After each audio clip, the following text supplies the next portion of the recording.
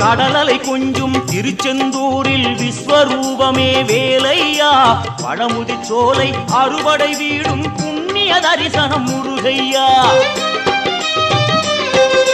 திருநீர் அணிந்து வரும் போது நெஞ்சில் நிம்மதி பிறக்குது கந்தையா சுகனே சிவனார் மகனே உன்னை பாட பாட சுகமாகுதையா வேல் முருகா அரோகரா அரோகரா வேல் முருகா